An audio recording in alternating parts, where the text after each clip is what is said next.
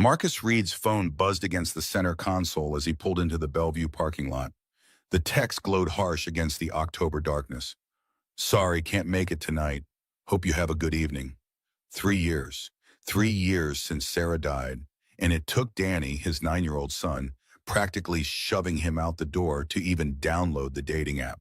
The kid had looked up from his astronomy homework with those two knowing eyes and announced that Marcus needed to smile more, that he looked sad even when he wasn't, that mom would want him to be happy. Words too wise for someone who still believes socks were foot prisons. Marcus stared at the restaurant through the windshield. Warm light spilled from floor-to-ceiling windows, couples leaning across candlelit tables, the illusion of connection he'd forgotten how to want. His hand moved toward the ignition. Home meant frozen pizza, another night on the couch while Danny built elaborate theories about whether fish could survive in space with water helmets. Another evening of pretending he wasn't still half living in the ghost of his old life. Then his headlights swept across something that made him freeze. A woman sat crumpled beside an Aston Martin, evening dress pooling around her like spilled ink, designer heels abandoned on the asphalt. Her shoulders shook with the kind of crying that came from somewhere deeper than tears, the full-body breakdown of someone who'd been holding it together too long. Marcus should have driven away. Every rational instinct screamed that this wasn't his business, that getting involved with a stranger's crisis at 9 o'clock on a Thursday night was asking for complications he didn't need. But 3 years of grief support groups had taught him to recognize certain things. The way someone folded into themselves when they'd run out of places to hide. The specific quality of aloneness that came from being surrounded by people who didn't actually see you. He killed the engine and stepped out. The October wind carried her expensive perfume mixed with rain. As Marcus approached, she looked up, mascara tracking black rivers down her face. For half a second, her expression twisted between panic and relief. The look of someone drowning who'd just spotted a rope, but wasn't sure if it was real or another hallucination. "Are you okay?" The words came out rougher than intended. She flinched, then seemed to force herself straighter, one hand moving unconsciously to hide the watch on her wrist. Even in the parking lot shadows, Marcus caught the glint of platinum and diamonds, something that probably cost more than his annual take-home from Reed HVAC services. "I'm fine." Her voice cracked on the word, the lie so transparent it was almost insulting. "Sorry, I just need a minute." Marcus glanced around the empty lot. 9 at night. Temperature dropping fast. This woman in her $1,000 dress and bare feet, crying alone next to a car that probably cost more than his house. He thought about the hospital where Sarah had died, all those expensive machines that couldn't fix what actually mattered, and something in his chest twisted. "I'm not trying to be a hero or anything." He kept his distance, hands visible, non-threatening. "But this is a dark parking lot, and you're crying by yourself. I'll wait in my truck. Make sure you're safe, won't bother you." She studied him with red-rimmed eyes, really looked, and Marcus saw the calculation happen. That moment when someone decides whether to trust a stranger or keep drowning alone. He'd lived that moment himself, standing outside the grief support group Mrs. Chen had dragged him to 6 months after the funeral, wondering if it was worth walking through the door or if he should just keep carrying the weight until it crushed him. Why? She managed to get the word out steady despite the tears still running. Marcus thought about Sarah's voice, the things she used to say when she'd bring soup to sick neighbors or help Mrs. Patterson down the block with her yard work, even when the chemo made her so tired she could barely stand. Kindness doesn't cost anything, and the world needs more of it. "My wife used to say kindness was free," he told this stranger in a parking lot, "and I forgot that for too long after she died." The admission surprised him, but something about this woman's broken elegance made honesty feel safer than small talk, made the usual social scripts feel inadequate to the moment. "I'm Marcus." He didn't move closer, just offered the words. "I was supposed to have a blind date tonight, but she canceled, so I'm not exactly having a great time either." She wiped at her face, smearing the mascara worse. For a long moment, she just stood there, this creature of obvious wealth and obvious pain, backlit by the Aston Martin's running lights. Then something shifted in her posture, like she'd made a decision that scared her. "Catherine." Just the name, clipped and careful. "Don't ask for more." Marcus nodded. They stood in the strange silence of two people who'd stumbled into each other's disasters, the restaurant's warm glow mocking them from 50 yards away. A dog barked somewhere in the distance. Catherine flinched at the sound. That restaurant. She pointed toward Bellevue with a hand that trembled. That's where you were meeting her? Yeah. She laughed, sharp and bitter. Me too. The world tilted. Marcus looked at his phone, at the dating profile photo. Cat, 32, likes art and travel. Then at the woman in front of him. His brain tried to process it. She'd canceled on him. While he was getting the text, she'd been right here, 20 yards away, falling apart. He couldn't finish the sentence. I'm the one who canceled. Her voice dropped to barely a whisper. I saw your profile picture with your son, and I got scared. I don't know how to do families. Don't know how to be around people who have their lives together enough to raise a human being. The raw honesty hit harder than any apology could have. Marcus thought about Danny at home with Mrs. Chen, probably still awake even though it was past bedtime, wondering if his dad was having fun, if this meant Marcus might stop looking so sad all the time. My son thinks I need to smile more. The words came out before Marcus could stop them. Says I look sad even when I'm not trying to be. Catherine's expression softened, some of the defensive panic bleeding out. Smart kid. She bent to retrieve her shoes and wobbled. Marcus caught her elbow on instinct. The watch caught the light again. Definitely platinum, definitely diamonds. Definitely not something a normal person wore to a blind date. She pulled away fast, but not before he felt how cold her skin was. I should go. But she didn't move, just stood there staring at the restaurant with naked longing. Have you eaten? She shook her head. Marcus's stomach chose that moment to growl, loud enough to echo in the quiet lot. Catherine laughed, really laughed this time. The sound startled out of her. I haven't either. He gestured at the space between them, this bizarre situation they'd created. And honestly, going home to tell my kid I ate frozen pizza alone sounds worse than whatever this is. She studied him like he was a puzzle she couldn't solve. You don't know me. I could be anyone. Yeah, Marcus shrugged. But you're crying in a parking lot because you were too scared to meet someone. That tells me more than a dating profile ever could. The words hung between them, honest and unkind. Catherine's jaw tightened, then something shifted. She took a breath, squared her shoulders inside his too large jacket, and after what felt like an eternity, nodded once. One meal, then I disappear. Marcus offered his arm, old-fashioned. She hesitated, then took it. Her hand was still cold, but she let him lead her toward the warm lights and the illusion that two broken people could share a meal without everything falling apart.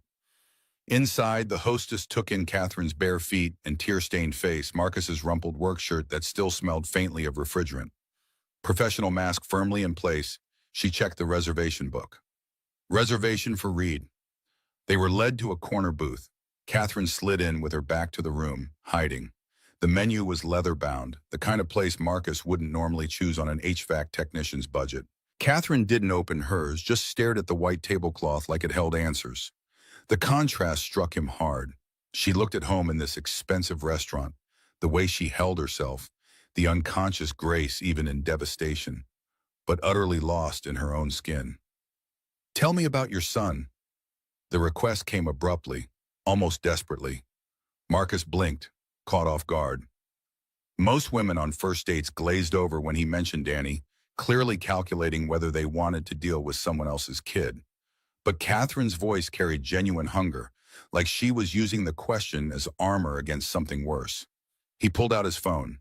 Danny grinned gap-toothed from the screen, arms wrapped around his science fair project, a model of the solar system with hand-painted planets. Danny's 9, smart as hell, talks like a philosopher. Last week he asked me if time is relative. Does that mean grief moves faster for some people than others? He scrolled to another photo, Danny at the coast with Sarah the summer before she got sick. Catherine leaned forward, studying the image with surprising intensity. He looks happy. Wistful, almost wounded. Marcus felt his chest tighten. He is. Took a while after his mom died, but yeah, he's good now. He said it plainly, not seeking pity, just stating fact. Catherine's eyes widened, then filled with understanding that went deeper than sympathy. I'm sorry. Just that, no follow-up questions or awkward platitudes. Marcus appreciated the restraint. Instead of pushing, she reached across the table, finger tracing the phone screen where Danny smiled. He has your eyes, but better laugh lines. The unexpected observation pulled a real smile from Marcus. The waiter materialized before he could respond, young guy in pressed black, radiating board efficiency. Catherine ordered without looking at the menu, voice steady now. She'd composed herself. The crying woman replaced by someone who knew expensive restaurants, the way Marcus knew pressure differentials and refrigerant cycles. But he caught how her hands shook, reaching for the water glass, how she kept glancing at the exit like she was calculating escape routes. After the waiter left, Marcus leaned forward. So are you going to tell me why you were really crying? Bold, maybe too bold. Catherine's fingers tightened around her glass until the knuckles went white. If I tell you, you'll either think I'm crazy or you'll look at me differently. Either way, this ends. Marcus had learned patience from grief, the kind that came from sitting with pain long enough to understand it didn't respond to rushing. Then don't tell me yet.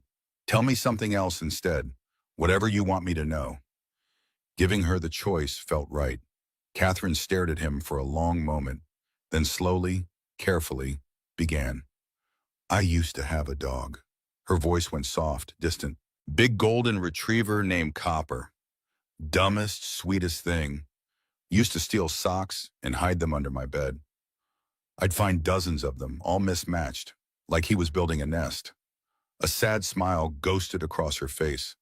My father made me give him away when I was 12. Said I needed to focus on becoming someone important, not wasting time on animals that would just die anyway. The way she said someone important dripped with bitterness so old it had calcified into permanent damage. I still think about that dog. Wonder if his new family let him steal socks. Wonder if they loved him the way I couldn't. Marcus felt understanding shift and lock into place. The expensive watch, the luxury car, the fear of families. It was starting to make sense. Not just rich, but something else. Something that taught people achievement mattered more than connection. For what it's worth, he said carefully, Danny has a rule in our house. No socks because they're foot prisons. We're a barefoot family now. Catherine repeated foot prisons and laughed, really laughed. The sound transformed her face, years falling away to reveal someone younger, less burdened. God, I can't remember the last time someone made me laugh about something that simple. She wiped her eyes, mascara smearing again. Your son sounds wonderful. Marcus heard the hunger in it, yearning for something she'd never had, something money couldn't buy. Their food arrived. They ate slowly, conversation flowing easier now. Catherine asked about his work, seemed genuinely interested in the mechanics of HVAC systems, the satisfaction of fixing something broken and making it run right again. Marcus asked about hers and got vague answers about consulting, about traveling, about a life that sounded glamorous and desperately lonely. He told her about Danny's space obsession, the kid's theory that if you traveled fast enough, you could catch up to light from dead stars and see the past. Catherine listened with rare attention, the kind that made you feel heard instead of just waited at. When she smiled at his stories, her whole face changed, the mask slipping to reveal the real person underneath. Can I ask you something? Marcus nodded. Why did you come over in the parking lot? Most people would have driven away. He considered the question, thought about Sarah in the hospital, how she'd kept apologizing for dying even though there was nothing to apologize for, how she'd made him promise to live after she was gone, to let Danny see him happy again. When Sarah was sick, she used to say kindness was free and the world needed more of it. After she died, I forgot that for a long time. Got so wrapped up in just surviving that I stopped seeing other people. He met Catherine's eyes. But Danny reminded me. Kids see someone sad, he asks if they're okay. Makes me want to be better. Catherine was quiet for a long moment, then reached across and took his hand. Her fingers were warm now, steady. Thank you for not driving away. Marcus squeezed gently. Thank you for not running when I showed up. They sat like that, hands linked across the table, two strangers who'd stumbled into something neither planned for. It was the first time since Sarah died that Marcus felt connected to another person without the weight of grief crushing everything else. The feeling scared him, how much he didn't want this night to end, how much Catherine's smile felt like waking up from something he hadn't realized he was sleeping through. When they left the restaurant, Catherine walked beside him barefoot again, designer heels dangling from one hand. The parking lot was darker now, most diners gone home. Only their two vehicles remained. Marcus's work truck with its faded paint and dented bumper, Catherine's Aston Martin gleaming like a spaceship. "I should drive you." Marcus gestured at her car. "You're upset and it's late." She shook her head but didn't move toward the vehicle.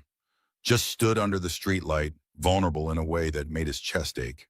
Somewhere distant, a dog barked. Catherine flinched hard. "Can I see you again?" The question came out rougher than Marcus intended. Catherine looked at him with complicated emotion. Fear and hope and grief all tangled together. "I don't know if that's a good idea. I'm not in a good place to be around people, especially people with kids who have their lives figured out." Marcus thought about her story of the dog, the father who valued achievement over love. "Danny's pretty independent. I'm just talking about coffee, just seeing where this goes." She bit her lip, fighting with herself. The internal war played across her face, every emotion visible. "One more time. Coffee." She took a breath. "But Marcus, I'm not who you think I am. My life is complicated. If we do this, there are things you'll find out that might make you wish you'd driven away tonight." Warning and plea. Marcus heard both. He thought about playing it safe, about the easier path of going home and deleting the dating app and telling Danny the world wasn't ready for them yet. But he also thought about Catherine's laugh when he'd said foot prisons, the way she'd listened to stories about his dead wife without flinching, the loneliness in her eyes that mirrored his own. Everyone's complicated. He met her gaze, held it. "I've got a dead wife, a kid who thinks he can talk to stars by memorizing constellations, and a bank account that scares me every month. You've got whatever you've got. Maybe we're both a mess. Or maybe we're just people who ended up in the same parking lot on the same night. Either way, I'd like to see you again." Catherine's eyes shimmered with tears that didn't fall. "You don't know what you're saying yes to." "Probably not," Marcus shrugged. "But I said yes to a blind date tonight and she canceled. Sometimes not knowing works out okay." They exchanged numbers, her fingers shaking as she typed. She saved herself as just V, not even her full name, like she was already protecting herself from whatever came next.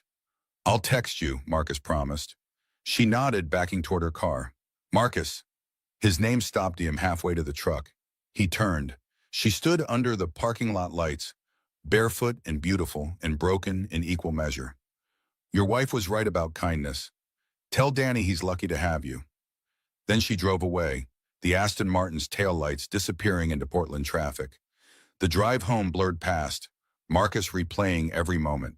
By the time he pulled into his driveway, he'd nearly convinced himself it had been some kind of fever dream, exhaustion and loneliness creating a woman in a parking lot who understood grief without needing it, explained. His phone buzzed. "Unknown number. Thank you for tonight. I mean it." Marcus stared at the words for a full minute before typing back. "Thank you for not running. Sleep well." Inside, Danny was sprawled on the couch, supposedly asleep but clearly faking. Mrs. Chen looked up from her book, eyebrows raised in question. "How'd it go?" Marcus thought about the answer. "Weird, but good weird, maybe." The older woman smiled, decades of wisdom in the expression. "That's usually the best kind." After she left, Marcus carried Danny to bed. The kid was heavier than last year, growing too fast. Soon he'd be too big to carry, would want his independence, would stop asking Marcus to check for monsters under the bed, even though they both knew monsters lived in grief, not closets. "Met someone interesting tonight, buddy," he whispered into Danny's hair. "Not sure what happens next, but I think your mom would have liked her." The next days fell into strange rhythm. Marcus texted Catherine each morning, simple messages, nothing heavy. She responded sporadically, like she was arguing with herself about whether to answer, but she always responded eventually. Thursday morning, "Danny wants to know if fish could survive in space with water helmets." Her reply came 2 hours later. "Your son asks the important questions. What's the answer?" "Probably not, but I love that he wonders. Me too. Saturday, he suggested coffee. She agreed after a pause long enough he thought she'd say no. They met at a small place near Washington Park. Catherine arrived exactly on time, dressed down in jeans and a sweater that still probably cost more than his entire wardrobe, but looked almost normal. She walked in nervous, shoulders tense, scanning the room like she expected threat. Hi. Hi back. Some of the tension left her. They ordered, hers black, his loaded with cream and sugar, and found a table by the window. Conversation started awkward, both of them feeling out the shape of whatever this was. Then Danny called, breathless with urgency. Dad, can fish survive in space if they have water helmets? Probably not, buddy, but it's a good question. When he hung up, Catherine was watching him with that expression, part longing, part something darker. He calls you midday to ask about space fish. Marcus shrugged, embarrassed. It's our thing. He has questions. He calls. Catherine's eyes went shimmery. My father never answered his phone, too busy building an empire to talk about fish or anything else that didn't advance the bottom line. She said it lightly, but Marcus heard the old wound underneath, still bleeding after all these years. Your dad sounds like he was an asshole. Catherine choked on her coffee, laughing so hard tears ran. That's, yeah, actually accurate. God, you just say things. They talked for 2 hours, coffee going cold. Catherine never explained what she did for work, but she told him about places she traveled. Tokyo, Barcelona, Stockholm. Languages she spoke, a life that sounded like magazine spreads and desperately lonely nights. She mentioned boarding schools, summers at houses in places Marcus would never see, a childhood of privilege that sounded like its own kind of poverty. Do you have friends? Her face shuddered. Not really. People know who I am, but they don't know me. There's a difference. Marcus understood that difference intimately. After Sarah died, dozens of people had shown up with casseroles and sympathy, but most of them disappeared once the funeral ended. Only Mrs. Chen and Tommy from work had stayed, had kept showing up even when Marcus was at his worst. They started seeing each other regularly after that. Coffee turned into lunch. Lunch turned into park walks where Danny would join, running ahead to investigate interesting rocks or describe the molecular structure of clouds he'd learned about in school. The first time Danny met her, he studied Catherine with unnerving intensity, then announced, "You have sad eyes like Dad used to, but you smile real, so that's good." Catherine looked stunned, then crouched to his level. "You have smart eyes like you see things other people miss." Danny beamed, chest puffing with pride. From that moment, he adopted her completely, dragging her to see his rock collection and explain his theory that if you could fold space, you could visit yesterday and tell yourself to be happier. Marcus watched them together with joy and terror warring in his chest. Danny hadn't connected with anyone like this since Sarah died. If whatever Marcus and Catherine were building fell apart, his son would be devastated. But warning signs appeared, small things that accumulated. Catherine never let him pick her up. They always met at public places. She dodged questions about her family, her past, anything revealing. Once at the park, a photographer walking their dog looked at Catherine and pulled out their phone. She turned away fast, hiding her face. "Paparazzi make me nervous," she explained, voice thin. Marcus let it go, but the explanation didn't quite make sense. Her phone rang constantly, calls she never answered in front of him, always excusing herself to take them somewhere private. And there was the money thing, the way she never looked at prices, never hesitated at expensive choices, like she existed in a different economic universe than his paycheck-to-paycheck reality. 6 weeks in, Marcus stood at his kitchen table at 2 in the morning, Danny asleep upstairs, and typed Catherine's name into Google with fingers that felt like betrayal. The results made his blood run cold. Catherine Monroe, billionaire heiress, daughter of tech mogul Richard Monroe, missing from public life for 10 months, last seen at a gala in March before disappearing from society completely. Photos showed a different woman, perfectly styled, standing beside senators and CEOs, wearing clothes that cost more than cars. But the eyes were the same, that sad, haunted look he'd recognized in the parking lot. Articles detailed the Monroe Technologies empire, Richard Monroe's reputation as a ruthless businessman, speculation about why his daughter had vanished. Some mentioned a breakdown. Others hinted at family conflict. All agreed that Catherine Monroe was worth billions in her own right through trust funds and inheritance. Marcus sat there trying to process. She wasn't just wealthy, she was wealth itself, old money and new money combined. The kind of person who existed on a different plane from people who worried about mortgage payments and whether they could afford Danny's orthodontist. She'd been lying, or hiding truth, which amounted to the same thing. He thought about Danny, how attached the kid had gotten. Thought about the woman crying beside a car she could buy 100 times over. Thought about the gulf between their worlds, vast and uncrossable. Question was, confront her or walk away? Could whatever this was survive secrets and class differences so large they might as well be from different planets? He called her. Catherine answered on the second ring, voice bright. Hey, I was just thinking about you.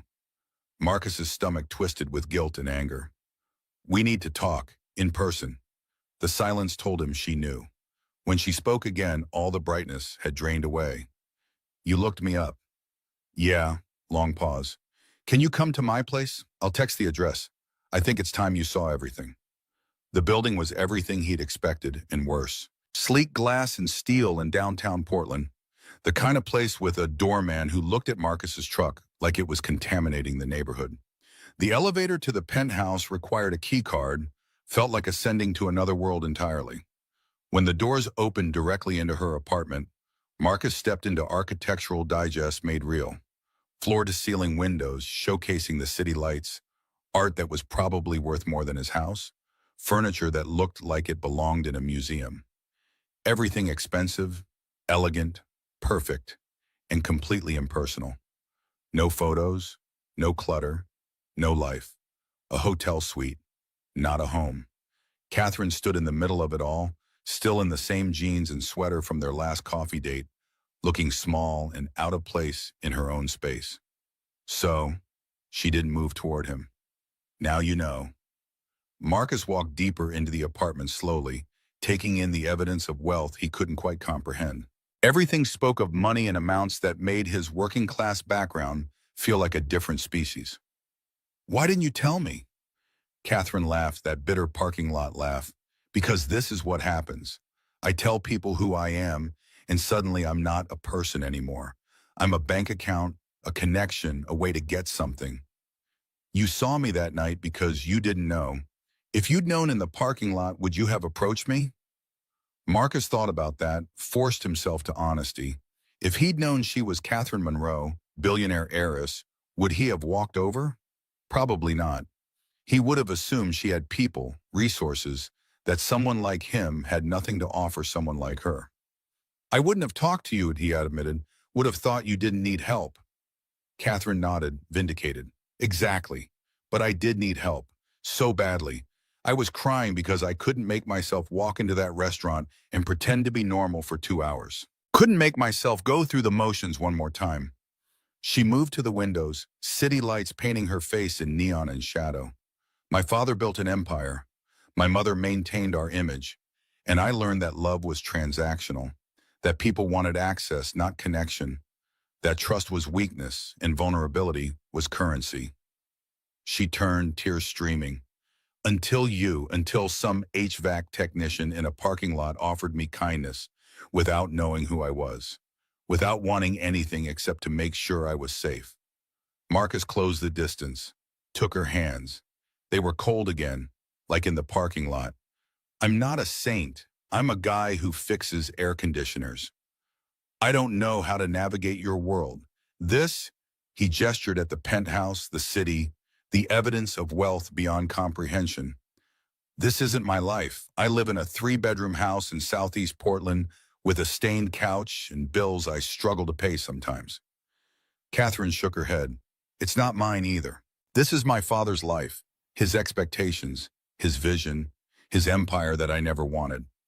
I hate the galas, the fake friends who want proximity to power. I hate that I can't go outside without worrying someone will photograph me, that every interaction is calculated, that I gave away my dog because someone said achievement mattered more than love. Her voice broke. I canceled that date because I saw Danny in your profile and thought, I'll ruin this kid. Because everyone I touch gets damaged by proximity to Richard Monroe's daughter. Marcus pulled her closer, felt her shake. You haven't ruined anything. Danny adores you. You listen to him in ways most adults don't bother with. You read his space books with different voices and take his questions seriously, and you don't get weird when he talks about his mom. Catherine pulled back. I don't know how to be normal. Don't know how to have relationships that aren't about power or money or obligation. My father, she looked toward the windows, he's going to find out about you, about Danny. And when he does, he'll try to destroy it. That's what he does to anything I care about. Let him try. The anger surprised Marcus. I'm not scared of your father. But even saying it, he felt the weight of the lie. He was scared. Not of Richard Monroe himself, but of what this revelation meant. The gap between their worlds felt insurmountable. The differences too vast to bridge with good intentions. Catherine must have seen the doubt because she pulled her hands away, wrapped her arms around herself. You should go. This was a mistake. I should have stayed in that parking lot. I don't want to go. But Marcus didn't move toward her either. They stood in her expensive apartment with the city glittering behind her, strangers again despite everything. I like you, Catherine. More than I thought I could like anyone after Sarah died. He forced the words out. But I have Danny to think about. And this, it's complicated in ways I didn't sign up for. You lied to me or hid truth. And I get why, but I can't build something real on secrets and class differences so big they might as well be mountain ranges. The words came out harsher than he'd intended, but they were true. Catherine nodded slowly. I know, I'm sorry for lying, for hiding. You deserve better than someone who's too broken to be honest. They stood in silence, the weight of everything unsaid crushing down. Finally, Marcus moved toward the elevator. I need to think. It's a lot. Catherine didn't try to stop him. I understand. Tell Danny I'm sorry. Marcus stepped into the elevator. As the doors began closing, he saw her standing alone in that perfect empty apartment, looking smaller than she had in the parking lot, and wondered if he was making the biggest mistake of his life. Danny knew something was wrong the moment Marcus walked through the door. Where's Kat? His face fell when Marcus said she wasn't coming over. Did I do something wrong? The question shattered Marcus's heart. No, buddy, nothing like that. It's grown-up stuff. Danny crossed his arms, looking so much like Sarah it hurt. That's what you said when Mom got sick. But it wasn't grown-up stuff. It was her dying. The accusation hung in the air, brutal and accurate. Marcus sat heavily on the couch. Danny climbed up beside him, waiting with the patience he'd learned from loss. Kat's different than I thought, Marcus began. She comes from a really different world than us. A lot of money, a lot of pressure, and I'm not sure we fit in that world, or if trying to fit will hurt you in the long run. Danny frowned, processing. But she fits in our world. She likes foot prisons and spacefish questions. She doesn't care that our couch has that stain. She just likes us. Out of the mouths of children, Marcus felt the simplicity of it cut through his fear. It's more complicated than that, Dan. Is it? Danny challenged. And for a moment, Marcus saw Sarah in him so clearly it took his breath away. Or are you scared? Like how Kat was scared in the parking lot, but you helped her anyway. Maybe she needs help now. Marcus looked at his son, this 9-year-old who saw the world with clarity adults had lost somewhere along the way. When did you get so smart? Danny shrugged. Mom always said love was being brave. You have to be scared and do it anyway. That's what makes it brave instead of just easy. He leaned against Marcus's side. I miss her. Kat, I mean. She reads the space books with different voices, and she listens when I talk about Mom. Doesn't get weird like other grown-ups do. Marcus wrapped his arm around his son. What if her dad is mean? What if he doesn't like us because we're not rich? Then we deal with it. Danny said it like it was obvious. Together. That's what families do. Marcus heard himself in his son's words, heard Sarah's philosophy filtered through grief and resilience. So we're not giving up. Families don't give up on each other. Danny looked up at it. Kat's family now, even if she's scared and even if her dad is mean. You taught me that. You said family is who shows up, not just who shares DNA. Marcus thought about Catherine alone in that penthouse, about the woman crying in a parking lot who needed kindness more than she'd ever admit. about Sarah's voice telling him to live, to let Danny see him choose connection over fear. You're right. He pulled Danny closer. We're not giving up, but I need to talk to Kat first, really talk. Figure out if we can make this work, even with all the complicated stuff. Danny grinned. Tell her we don't care about her dad's money. Tell her we just want her. Simple for kids. Maybe it should be that simple for adults too. Marcus texted Catherine that night. Can we talk? Really talk? Her response came almost immediately, like she'd been waiting. Yes, please. They agreed to meet the next day at the coffee shop. Marcus picked Danny up early from school. We're going to see Kat? Danny asked, bouncing. Maybe. We're going to try. When they walked into the coffee shop, Catherine was already there, sitting in the corner booth where she could see the door. Marcus's breath caught. She looked exhausted, dark circles under her eyes, hair less carefully arranged than usual. But when she saw Danny, her whole face transformed. The kid ran to her, threw his arms around her waist. I missed you. Catherine's hands hovered for a heartbeat before settling on his shoulders, her eyes meeting Marcus's over Danny's head. The naked vulnerability in her expression, hope and fear and desperate longing, made Marcus certain they were making the right choice, complicated or not. I missed you too, sweetheart, more than you know. They sat together, Danny between them, and Marcus felt the rightness of it settle into his bones despite everything. I'm sorry, Catherine started. Marcus shook his head. We both are, but Danny reminded me of something. He reached across, took her hand. Sarah used to say love required being brave, that it meant being scared and doing it anyway. He looked at their joined hands, then at Catherine's face. I think whatever this is between us, it's worth being brave for. Worth fighting for even when it's complicated and scary. Catherine's eyes filled with tears. Danny reached over, patted her hand with the solemnity of someone far older than 9. It's okay to cry. Dad cries sometimes too. She laughed through the tears, squeezing Danny's hand. Your son is the wisest person I've ever met. He gets it from his mom, Marcus replied. But yeah, he's pretty special. He leaned forward. Look, I don't know how to do this. Dating a billionaire wasn't in my life plan. But Danny's right. You fit with us. You fit in a way nobody else has since Sarah died. So maybe we figure it out as we go. Together. Catherine wiped her eyes. My father is going to lose his mind. An HVAC technician with a kid doesn't fit his plans for me at all. So we deal with your father when we have to, Marcus said. Together. He reached across, took both her hands in his. They were warm now, steady. I'm not rich. I can't give you the life you're used to. But I can promise you honesty, real connection, and a kid who already loves you. If that's enough. Catherine looked at their joined hands, then at Danny's hopeful face, then back at Marcus. It's more than enough, her voice broke. It's everything. Danny whooped loud enough to draw stares from other customers and threw his arms around both of them, pulling them into an awkward three-way hug. Marcus caught Catherine's eye over Danny's head and saw his own relief reflected back. They'd made it through the first crisis. Now came everything else, the real test of whether love could survive across worlds so different they might as well be foreign countries.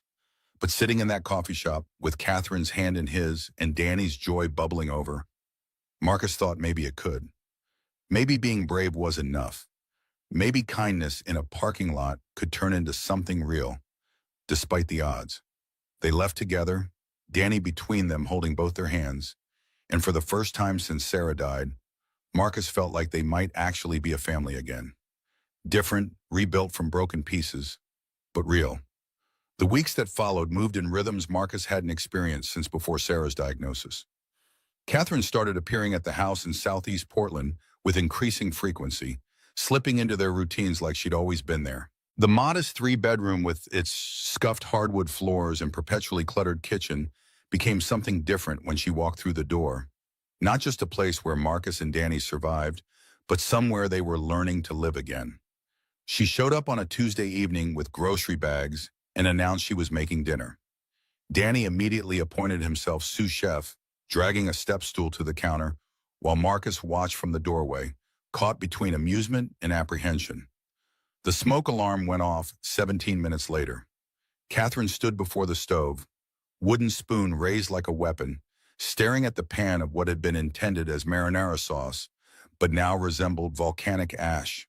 Smoke billowed toward the ceiling, while Danny collapsed against the refrigerator, laughing so hard he could barely breathe. I genuinely did not know tomatoes could become charcoal.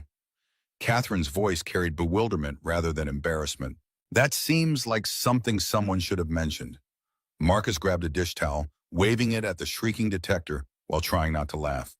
Danny had given up entirely, sliding down the fridge to sit on the floor, tears streaming. "Pizza?"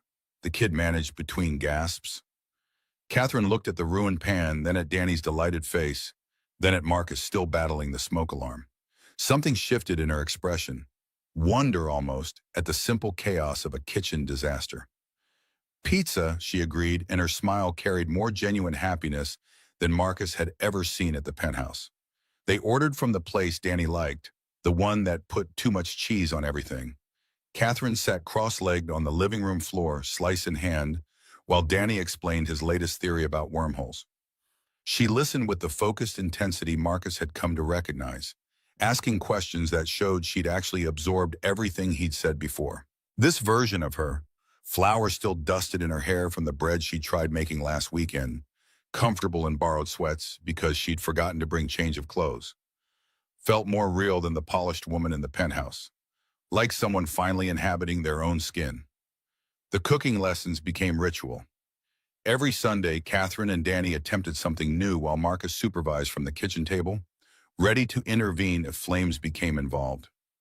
Spaghetti carbonara ended with eggs scrambled into pasta. Cookies emerged from the oven, either raw in the center or burnt on the edges, never both cooked correctly. A misguided attempt at homemade bread produced something closer to a brick than food. But Danny didn't care about results. He cared about Catherine's attention, the way she treated his suggestions seriously, how she high-fived him after every disaster like they'd accomplished something magnificent together. Neighbors started noticing. Miss Chen mentioned seeing Catherine's car parked overnight. Tommy Briggs raised an eyebrow when Marcus mentioned her during a job, but said nothing beyond a knowing grunt.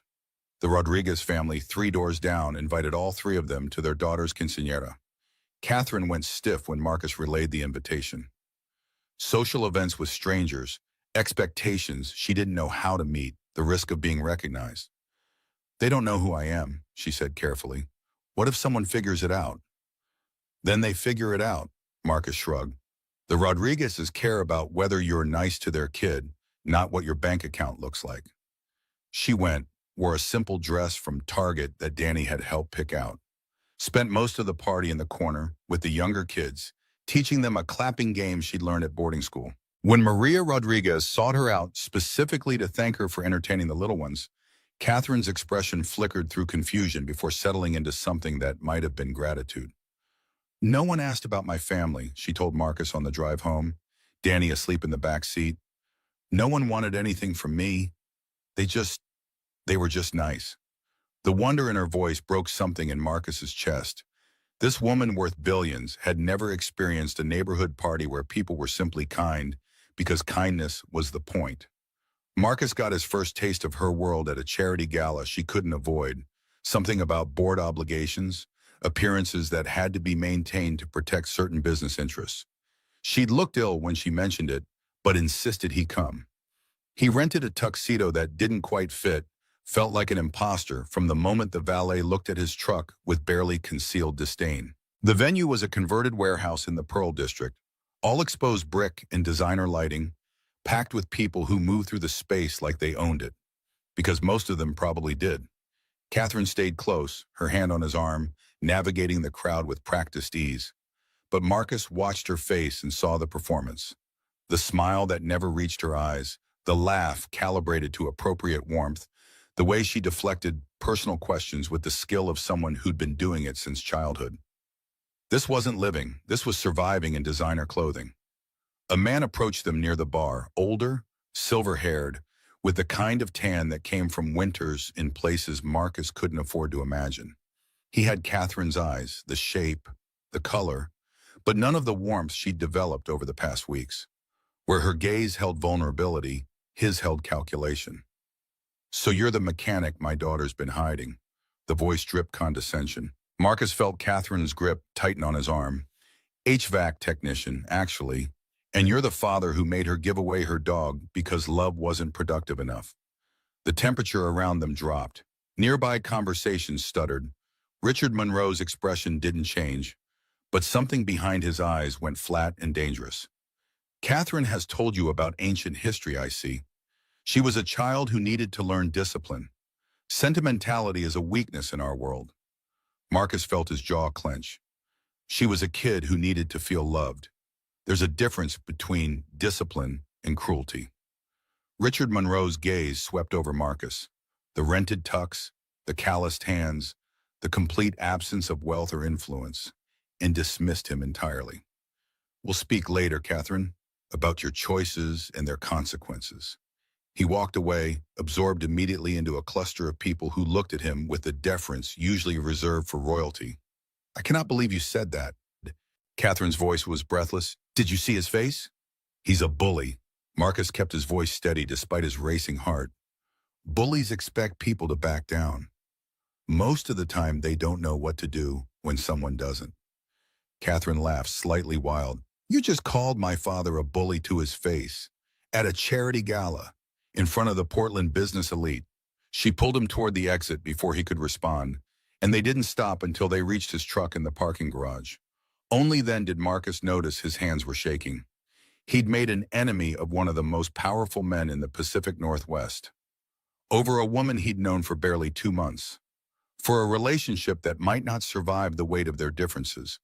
But looking at Catherine's face, the mix of terror and exhilaration, the gratitude that someone had finally stood up to the man who'd controlled her entire life, Marcus knew he'd do it again. Richard Monroe moved faster than Marcus anticipated. Within 2 weeks, half his contracts evaporated. Companies he'd worked with for years suddenly found other providers. The property management firm that gave him most of his steady income called with regrets. Budget cuts, they said, nothing personal. But Marcus recognized the lie. 3 other clients followed the same week with similar excuses. He sat at the kitchen table at midnight. Statements spread before him like a crime scene. $847 in checking. Rent coming due. Danny's school supply list for next semester. The truck needed new tires before winter, and the furnace in the basement had been making sounds that suggested expensive failure. Tommy Briggs helped where he could, passing along jobs when they came up, but the math was brutal. Marcus picked up evening work, weekend calls, emergency repairs, anything to stop the bleeding. He came home exhausted, fell asleep on the couch still in work clothes, woke before dawn to do it again. Danny noticed. Kids always noticed. Are we poor now? The question came at breakfast, Danny pushing cereal around his bowl instead of eating. Marcus set down his coffee, the weight of the world pressing. We're tight on money, buddy, but we're okay. We've been tight before. Danny processed this, that too-old look settling over his features. Is it because of Kat? Marcus hesitated too long. Danny nodded like the silence confirmed everything. Mom wouldn't have let someone hurt us. The words hit like a physical blow. Sarah, fierce and protective, who'd once threatened to sue a contractor who tried to scam an elderly neighbor. She would have found a way to fight back, would have refused to let someone powerful destroy what they'd built. No, Marcus agreed quietly. She wouldn't have. Catherine showed up the next evening looking like someone Marcus barely recognized. Hair pulled back severe, makeup sharp, wearing a power suit that probably cost more than his monthly mortgage. The transformation was jarring. The soft woman who'd burned marinara replaced by someone armored for war. I went to see my father. Her voice carried edges he'd never heard. Told him to back off, or I go public with every family secret I've spent my life pretending not to notice. The bribes, the buyouts, the way certain regulations got overlooked. He has enemies who would love that information. She met Marcus's eyes. He backed down. Your clients will start calling again. Marcus should have felt relief. Instead, unease crawled through him. What did it cost you? Catherine's armor cracked slightly. He wants me back, in the business, in public life. He thinks this is all negotiation, that I'll get bored of playing house and return to my proper position. She laughed, hollow. He doesn't understand. I'd rather burn money than go back to being his asset. Marcus took her hands. The expensive watch was back on her wrist, platinum and diamonds catching kitchen light. You don't have to do that. Go back to his world. You've built something here. It's not about the money, Catherine's jaw set. It's about him coming after you, after Danny. I can't walk away completely if I want to protect you from the full force of Richard Monroe's displeasure. He'll destroy anything I care about unless I maintain enough connection to threaten him back. The logic made sense in a terrible way. Mutually assured destruction applied to family relationships. That's not fair to you.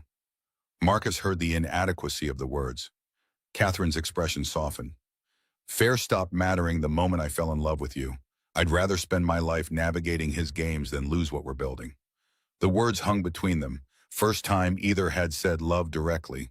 Marcus felt the weight of them, the promise and the terror. You love me? Catherine's eyes shimmered. I love both of you. Watching Danny figure out how the world works, the way you make me feel like I'm allowed to take up space without earning it. The fact that you stood up to my father when everyone else just nods and agrees.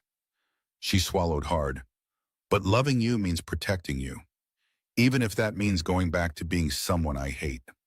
They stood in the kitchen holding each other when Danny's voice came from the hallway. Kat, why are you sad? The kid had abandoned homework, drawn by the heaviness in the air. He crossed to Catherine without hesitation, wrapped his arms around her waist. You don't have to be alone sad. You can be together, sad with us. Catherine crumbled, sinking to Danny's level. How did I get so lucky to meet you? Danny patted her back with the solemn competence of someone who'd learned to comfort adults too early. Dad says Mom sent you, like she knew we'd need someone. Your mom sounds like she was the smartest person. Danny nodded seriously. She said family isn't just blood. It's who shows up. You show up. That makes you family. Catherine looked up at Marcus over Danny's head, tears streaming. Danny's right. Marcus's voice came rough. Your family. We protect family, even from billionaire assholes who think they can buy everyone's submission. Catherine laughed and cried simultaneously. Danny looked pleased with himself for fixing things, unaware of how much his simple wisdom had shifted. That night, they sat at the kitchen table strategizing. Catherine had changed back into borrowed sweats, war paint removed, looking more like herself again. What if you cut ties completely? Marcus suggested. Walk away from all of it. Your father can't hold leverage if you don't care about the money. Catherine shook her head. He'd see that as war. Come after you harder, use every resource to make your life impossible. The only thing that keeps him contained is knowing I can hurt him too. If I have nothing left to lose, he has no reason to hold back. She leaned against him, exhaustion evident. But maybe there's another way. Going public on our terms, telling our story as a fairy tale. Billionaire heiress falls for working class single dad. Make it something people root for. Marcus thought about their private life spread across newspapers, strangers commenting on their relationship, Danny's face potentially splashed across social media. You'd be okay with that? I'd hate it. Catherine's voice was honest. But I'd hate losing you more. My father despises public sentiment. He can't attack a love story without looking like the villain. If we control the narrative, we control the battlefield. The logic was sound, even if the implications made Marcus's stomach clench. What about Danny? We protect him. Catherine's voice went firm. Control how much he's involved. But he's already part of this. Anyone who investigates me will find out about you, about him. Better we tell the story our way. Marcus hated it, but he also saw no better option. Over the next days, he talked to Danny about what might happen. The kid listened with that focused intensity he'd inherited from Sarah. Will it make Kat safe? That's the plan. Danny considered. Then we do it. Family protects family. They found a journalist through Catherine's remaining connections. Sarah Chen, no relation to Mrs. Chen, who worked for the Portland Tribune and had built a reputation on human interest stories that treated subjects with dignity. She met them at the coffee shop, took notes while they asked questions that showed she understood the stakes. The interview took 3 hours. Marcus talked about Sarah, about grief, about building a life as a single father. Catherine talked about growing up in wealth that felt more like prison, about the parking lot breakdown, about discovering that kindness existed without transaction. Danny talked about space fish and foot prisons and how Kat made really bad spaghetti, but he loved her anyway. Sarah Chen photographed them in Washington Park. Candid shots of Danny running ahead, Marcus and Catherine walking hand in hand, the three of them sharing ice cream on a bench. Nothing posed, just life. The article dropped 5 days later with a headline that made Marcus's stomach flip. The billionaire who found love in a parking lot. Social media detonated. The story spread across platforms, shared and reshared, comments piling up faster than anyone could read. People resonated with the fairy tale of it, Cinderella in reverse, the wealthy woman finding happiness with the man who worked with his hands, the little boy who'd lost his mother gaining someone new. "This is my favorite story of the year," one viral tweet proclaimed. "Working class dad, billionaire villain every time." The Portland Tribune's website crashed twice from traffic. National outlets picked up the story. Requests for follow-up interviews flooded in. Catherine declined them all. Richard Monroe issued a terse statement wishing his daughter happiness while noting their different perspectives on appropriate life choices. The subtext was clear to anyone paying attention, but public opinion had turned against him so thoroughly that even his allies stayed quiet. Marcus's phone started ringing. Former clients calling with apologies. Budget situations had improved. They'd love to work with Reed HVAC again. New clients appeared too, people who'd read the article and wanted to support the underdog. Within a week, he had more work than he could handle alone. Catherine was mobbed whenever she went out, strangers wanting photos, expressing support, treating her like a celebrity instead of a person. She handled it with grace that looked effortless from outside. But Marcus saw how it drained her. The attention had accomplished exactly what they'd intended. Richard couldn't attack without becoming the villain of the story, without proving every implicit criticism the article had made. But protection came with cost. The grocery store incident happened 3 weeks after publication. Catherine had gone alone, trying to maintain some normalcy, when a woman recognized her and pulled out a phone. More people gathered. Someone asked for a photo. Someone else wanted to record a video message for their daughter. The crowd grew until Catherine felt trapped. She made it home somehow, walked through Marcus's door, and collapsed. "Every time I leave the house, I'm that woman from the article. I'm a story, not a person. I can't even buy milk without someone asking to document it." Marcus held her, helpless against the invasion they'd invited. They'd won the battle and lost something else, the privacy that made their relationship feel real. Danny found them in the kitchen, Catherine crying against Marcus's chest. Without a word, the kid climbed onto the counter and reached for something on top of the refrigerator. He retrieved a mason jar filled with rolled papers, dust suggesting it hadn't been touched in years. "Mom made these before she got sick." His voice was matter of fact. "Called them emergency truths. Said when things got really bad, we should read one." He unrolled a random paper. Sarah's handwriting, slightly shaky. She'd made these during chemo, Marcus realized, preparing for a future she wouldn't see. The hard thing and the right thing are usually the same thing. That's how you know it matters. Danny looked at Catherine with that too-old wisdom. "Is loving us the right thing, even though it's hard?" Catherine's voice came broken. "Yes, it's the right thing." "Then we figure out the hard parts together." Danny nodded like this resolved in everything. "That's what family does. Mom wrote that in another paper." Marcus felt something break open in his chest. Grief and love and hope tangled together. Sarah's still teaching them even now, her voice reaching across years. "Danny's right. We figure it out. Maybe we need quieter places, time for the story to die down. But we don't give up." Catherine wiped her eyes. "I'm not used to hard things still being worth fighting for. In my world, hard meant wrong. Meant you'd made a mistake." Marcus pulled her closer. "In my world, hard means you care enough to keep going. The easy things aren't worth much. It's the stuff you have to work for that matters." They built new routines in the weeks that followed. Weekends at Marcus's house became sacred. Cooking experiments, board games Danny always found a way to win, space documentaries that Catherine actually found fascinating. She learned their rhythms. Saturday pancakes with too much syrup, Sunday parks when crowds thinned, bedtime stories where she did all the voices. Slowly, in the privacy of their small world, something transformed. Not Catherine becoming a different person, but becoming more fully herself, the version that existed beneath the armor she'd worn for 32 years. 4 months after the article, an envelope arrived at Catherine's penthouse. Still her legal address, though she barely spent time there anymore. Expensive paper, law firm letterhead, her father's attorneys.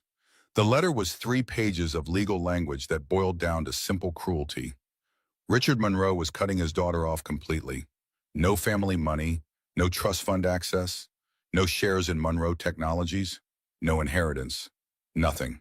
A final paragraph noted that the door remained open should she choose to resume her proper responsibilities and discontinue her experimental lifestyle. Catherine's hands shook as she showed Marcus. I knew he'd do something. I just didn't think. She couldn't finish. Marcus read the cold precision of the language. Lawyers earning their fees by making abandonment sound reasonable. How bad is this?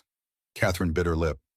I have personal savings, investments I made separately from family money, around $2.5 million. She saw his expression. I know that sounds like a lot, but in my world it's starting over. I'll need to find a job, move somewhere smaller, actually budget for the first time in my life. Her voice cracked. I don't even know how to budget. Someone's always handled that for me. Marcus pulled her close. Then we teach you. Danny and I are experts at making $5 feel like 20. We'll figure it out together. He leaned back to look at her face. Maybe this is actually freedom. No strings connecting you to him. No leverage he can hold. Just you, living your own life, making your own choices. Catherine's eyes searched his. You're not upset? I'm bringing chaos into everything, drama and complications, and a father who wants to destroy anything I care about. Your family. Marcus kept his voice steady. Family doesn't get cut loose because things get complicated. Family is who sticks around when it's hard. The words settled between them, simple and true. Catherine moved out of the penthouse the following month, found a 2-bedroom apartment in Laurelhurst, 15 minutes from Marcus's place. The contrast was almost comical. 2,000 square feet instead of 8,000. Street parking instead of a private garage.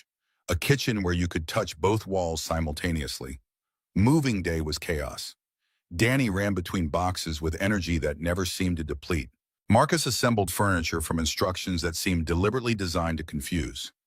Catherine sorted through possessions accumulated over a lifetime, deciding what mattered. Most of the designer clothes went to donation. The expensive furniture sold or given away. She kept books, hundreds of them, fiction and poetry and philosophy, kept meaningful art, pieces she'd actually chosen rather than displays of wealth, kept hidden photos from childhood, herself at 8 with Copper the golden retriever, both of them grinning at the camera, her mother at a rare genuine moment, laughing at something off-frame, nothing of her father. The apartment came together slowly. Bookshelves from IKEA that took Marcus 4 hours to assemble. Curtains Catherine picked out herself for the first time in her life. Danny's drawings from school, taped to the refrigerator like they belonged there. Catherine stood in her new living room that evening, surrounded by boxes still waiting to be unpacked, and cried. It's perfect. The words came through tears. It's actually mine, not my father's. Not his vision of what my life should be. Mine. The job search proved harder than anyone anticipated. Catherine applied to nonprofits, to educational foundations, to organizations doing work she believed in. The rejections piled up. Overqualified. One interviewer shook her head apologetically. We can't afford someone of your background, and honestly, you'd be bored within 6 months. Your experience doesn't really translate. Another rejection, this time from an education nonprofit. We need people who understand how to work within tight budgets. You're Catherine Monroe. This interviewer didn't even try to hide the skepticism. Why would you want to work here? Are you doing research on us or something? She came home deflated each time. They see the name and make assumptions. Either I'm too rich to need work, or I'm slumming it for some ulterior motive. No one sees me. Marcus listened, offered what comfort he could, but knew the frustration would have to work itself out. Some lessons couldn't be shortcut. The fight happened on a Thursday night. Marcus had come home tired from a long job, a commercial unit that needed complete overhaul. He found Catherine in the kitchen, frustrated from another rejection email. Maybe use a different name on the resume, he suggested. Your mom's maiden name. Something that doesn't carry the Monroe weight. Catherine's expression hardened. That's who I am. I shouldn't have to hide it. It's not hiding. It's giving people a chance to see you before the assumptions kick in.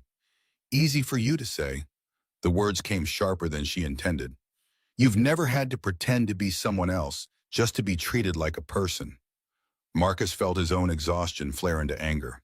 No, I've just had to work 60-hour weeks because your father decided to destroy my business. I've had to explain to my kid why we're eating rice and beans 3 nights a week. So maybe don't lecture me about having it easy.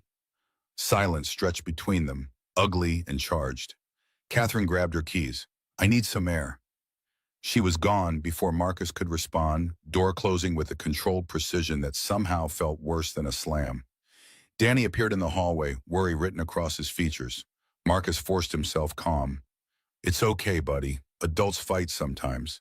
It doesn't mean anything's broken. But the words felt hollow even as he said them. Catherine returned after midnight. Marcus was still awake, sitting on the porch despite the cold, unable to sleep without knowing she was okay. She sat beside him, close but not touching. You're right. I've been thinking about it like I'm owed something. Owed respect, owed a chance. But nobody owes me anything. I have to earn it, same as everyone else. Marcus reached for her hand. I shouldn't have snapped. This is hard for both of us in different ways. The name thing. Catherine's voice went quiet. I've been holding on to it because it felt like the last piece of who I was. But maybe that's backwards. Maybe Catherine Monroe is who I was. Cat Riley, my mother's maiden name. Maybe that's who I'm becoming. She squeezed his hand. I'll update the resume tomorrow. The interview at Bridge Academy came 3 weeks later. Cat Riley, the application read, Development Coordinator position, nonprofit helping underprivileged kids access educational opportunities. Catherine wore clothes from Target, professional but affordable, and took the bus to avoid any car that might signal wealth.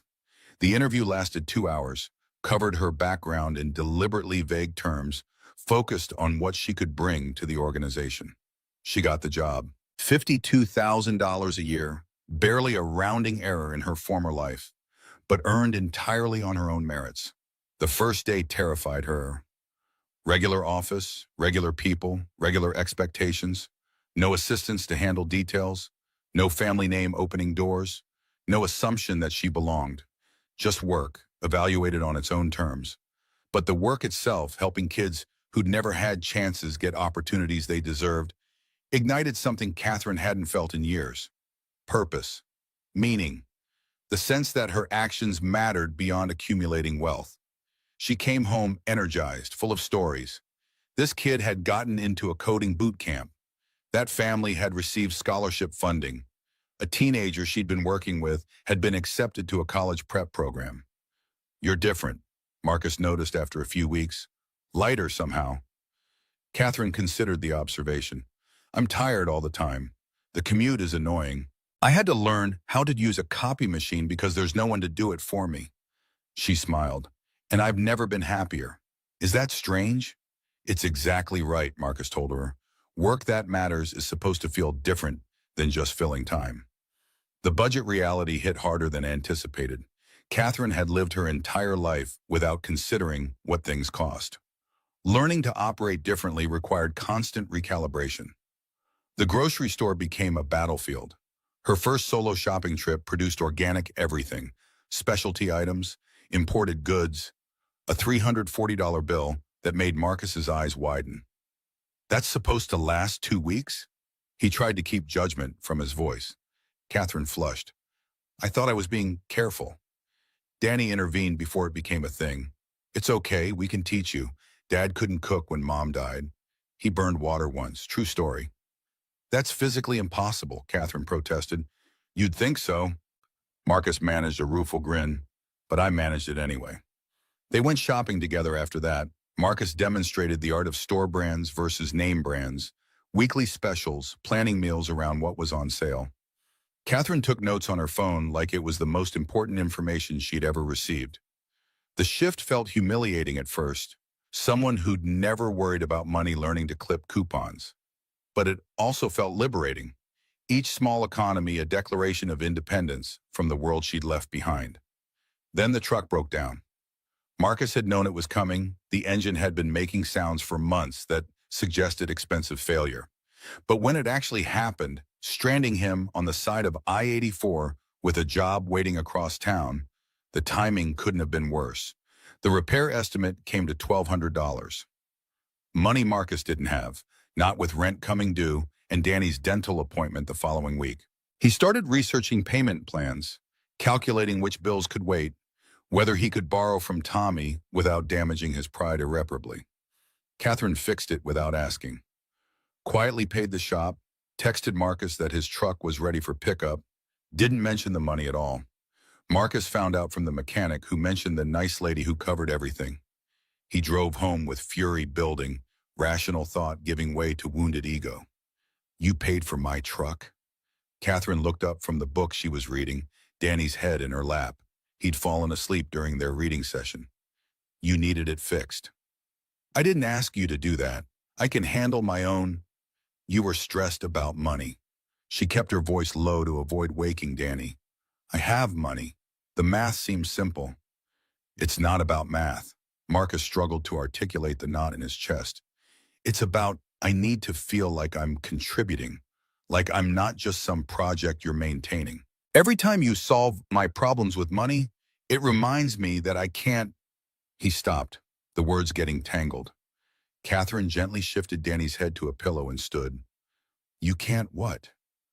Provide the way I should. Take care of my own family. Be enough without someone rescuing me. The admission hung between them, raw and painful. Catherine's expression shifted from confusion to understanding. I didn't mean it like that. I just saw a problem I could fix and… She stopped, recognition dawning.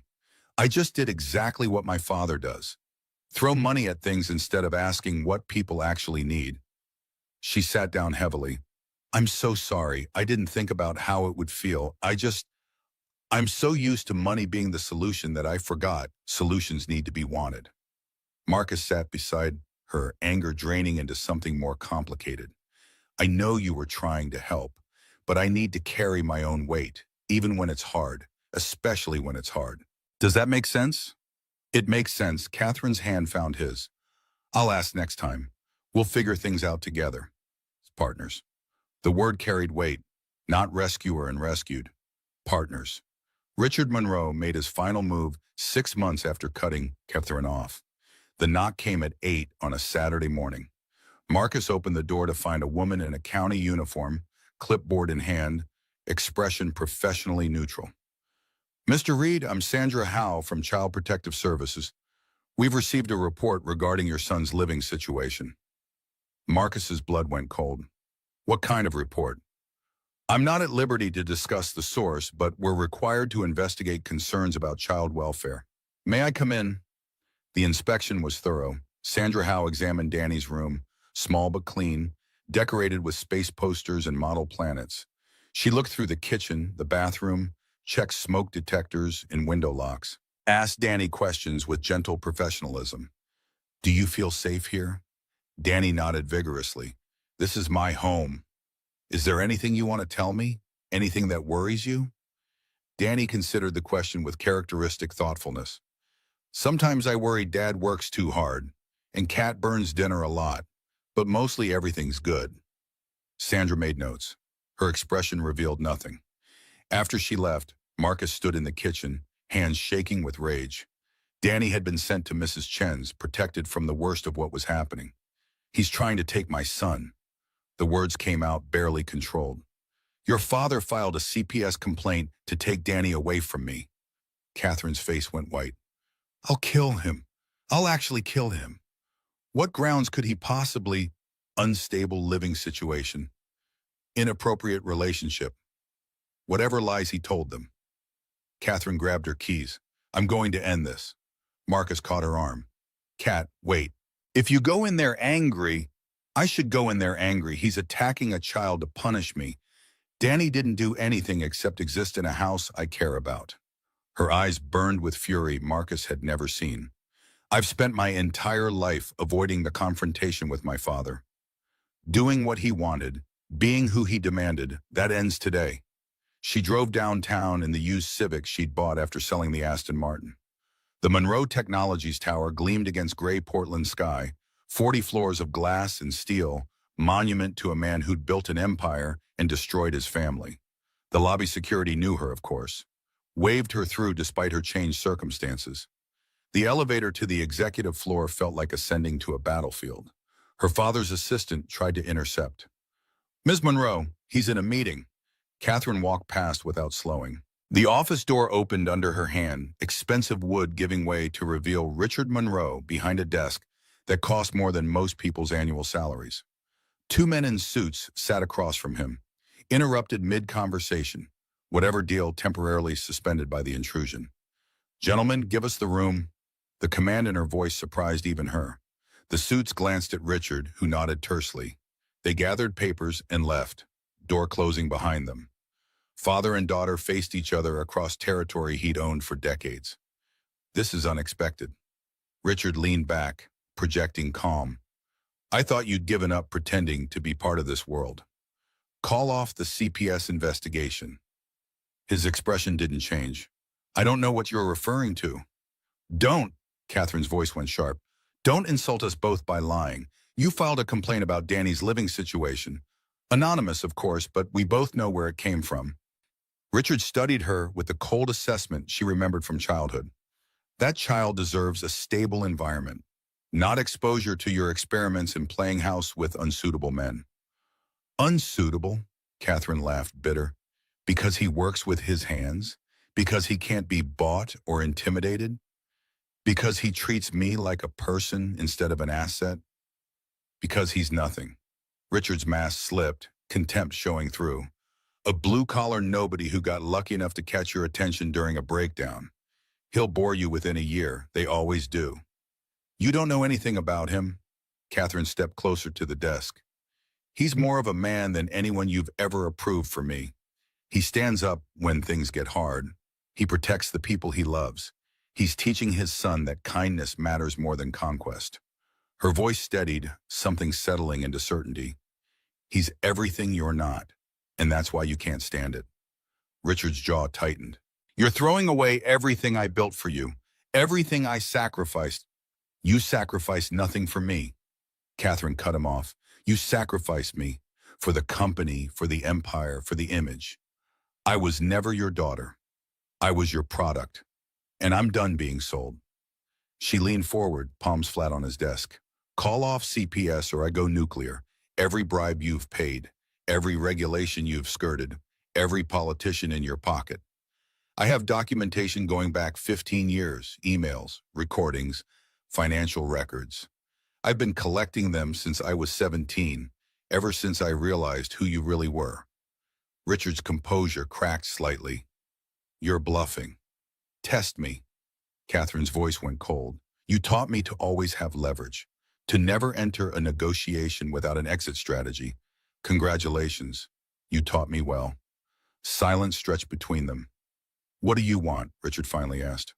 "I want you to leave us alone. Marcus, Danny, me. No more attacks on his business. No more CPS complaints.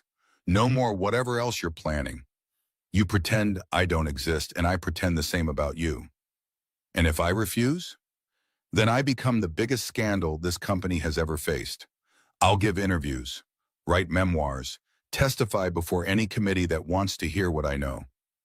Catherine straightened. "I'll burn it all down and smile while I do it. Your choice." Richard studied her for a long moment. This stranger wearing his daughter's face, speaking with authority she'd never shown before. "If you do this, you're no longer my daughter. No reconciliation, no inheritance, nothing." Catherine felt the weight of the words, the finality of closing a door that could never reopen. "I haven't been your daughter since I was 12, and you made me give away the only thing I love because it wasn't productive." She moved toward the door. "Goodbye, Richard." She walked out without looking back. The elevator down felt like descent from a world she'd never belonged in anyway. The CPS investigation closed within the week. No evidence of unsafe environment, the report concluded. Anonymous complainants' concerns unfounded. Marcus held her that night while she shook, the enormity of what she'd done finally hitting. You didn't have to burn everything down for us. Catherine pressed closer. Yes, I did. You're my family now, the only family that counts. Outside, rain fell on Portland in the way it always did, steady and cleansing, washing away what needed to go. The months following Catherine's confrontation with her father settled into something Marcus hadn't experienced since before Sarah's diagnosis. Ordinary life, mundane and precious. No crises demanding immediate response. No threats looming on the horizon. Just the daily rhythm of work and school and dinners together. The gradual accumulation of shared experience that turned strangers into family. Catherine's apartment in Laurelhurst became a second home. Danny kept a toothbrush there, a drawer of clothes, his favorite space books lined up on a shelf she'd installed specifically for him, and the walls collected evidence of their intertwined lives, photos from the coast trip they'd taken in spring, Danny's artwork from school, a framed copy of the Tribune article that had changed everything. Work at Bridge Academy consumed Catherine in ways her previous life never had. She rose through the organization quickly, promoted to assistant director after 8 months when her predecessor left for a position in Seattle. The salary increase to $68,000 felt like fortune, not because of the amount, which would have been pocket change in her former existence, but because she'd earned it through competence rather than connection. Her days filled with grant applications, donor meetings, program development. She learned to stretch budgets, to advocate for resources, to navigate bureaucracy without the shortcuts wealth had always provided. When a major foundation approved funding for their college prep initiative, Catherine celebrated with Marcus and Danny at their favorite pizza place, ordinary joy replacing champagne and galas. Marcus's business stabilized and then grew. Word of mouth spread. The HVAC guy who'd stood up to Richard Monroe, the working-class hero of that viral love story. New clients appeared steadily, enough that he hired Tommy Briggs full-time and started considering a second truck. The financial pressure eased, not disappeared. They'd never be wealthy by any reasonable standard, but softened into something manageable.